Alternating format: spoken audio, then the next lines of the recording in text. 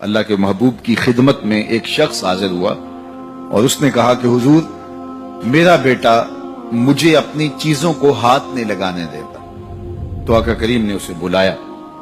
کہا کہ تمہارا باپ کیا کہہ رہا ہے؟ اس نے عرض کی حضور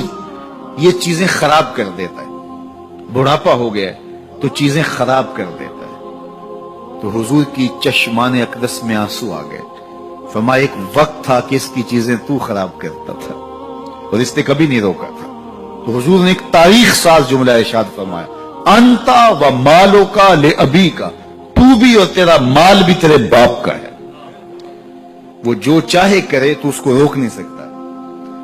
لیکن اولادیں جب سمجھدار ہونے لگے تو وہ والدین کو دقیانوس سمجھتی، وہ والدین کو اولڈ فیشن سمجھ لیتی، وہ سمجھتی ہیں کہ یہ تو جدید دور کے تقاضوں کو جانتی نہیں، حالانکہ والدین نے چکی کی طرح زمانے کو پیسا ہوتا ہے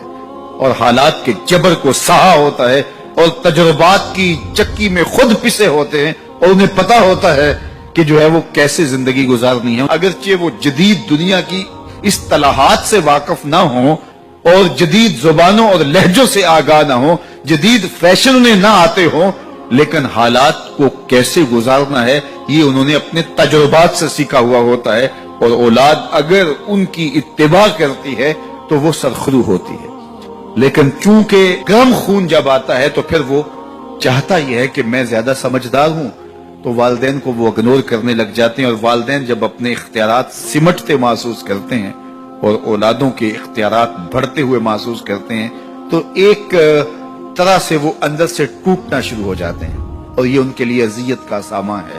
تو اس لیے میرے رب نے انسانی نفسیات اور انسانی کمزوریوں کو مد نظر رکھتے ہوئے کتنی خوبصورت جو ہے وہ تاکید فرمائی، وَبِالْوَالِدَيْنِ إِحْسَانًا، ان کے ساتھ تم نے حسن سلوک کرنا ہے، تمہارے رویے خوبصورت ہوں، بلکہ فرمایا تم نے ان کے سامنے اف بھی نہیں کہنی۔ کلمہ تعفیف کیا ہے؟ اف بھی نہیں کہنی۔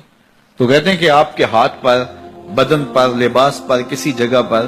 کوئی گرد، کوئی ریزہ پڑا ہوا ہو تو آپ اس کو پھونک سے ایسے اڑاتے ہیں، پھونک مارتے ہیں، تو اس سے جو آواز پیدا ہوتی ہے اس کو اف کہتے ہیں۔ تو کہا کہ اس قدر بھی ان کے سامنے تم اپنے معاملے کو پیش نہ کرو، والدین کے سامنے یوں محبت کا اظہار کرو۔ کلمہ تعفیف کے زمرے میں علماء نے یہ بھی لکھا ہے کہ ہر وہ رویہ جو ماں باپ کے لیے اذیت کا سبب ہو، ہر وہ کام جو والدین کے لیے اذیت کا سبب ہو، اس کو نہ کیا جائے۔ حضرت امام حسن رضی اللہ تعالی عنہ حضرت سیدہ فاطمہ الزہرا رضی اللہ تعالی عنہ کے ساتھ کھانا نہیں کھاتے تھے۔ ایک دن انہوں نے کہا بیٹا میری آرزو ہے کہ تم میرے ساتھ کھانا کھاؤ، لیکن میں دیکھتی ہوں کہ تم میرے ساتھ کھانا نہیں لیتے ہو۔ تو عرض کی امی جان میں اس ڈر سے آپ کے ساتھ کھانا نہیں لیتا کہ کسی لقمے کی طرف آپ کی نظر بڑھ گئی ہو اور آپ کا ہاتھ ابھی نہیں بڑھا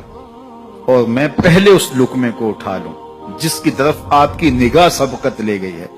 اور آپ ماں ہونے کی وجہ سے مجھے نہ روکیں۔ وہ ایک فلسفی کہتا ہے مجھے ماں کی محبت کا صحیح اندازہ اس دن ہوا جب سیب 4 تھے اور ہم 5 تھے۔ ماں نے کہا میں تو سیب پسند ہی نہیں کرتی،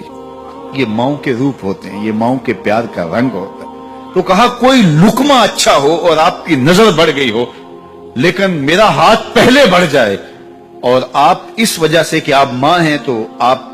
جو ہے وہ اس کی طرف ہاتھ نہ بڑھائیں، تو میں اس ڈر سے آپ کے ساتھ بیٹھ کے کھانا نہیں کھاتا۔ تو کہا ان کے سامنے اف بھی نہ کہو اور ان کی تعظیم کرو۔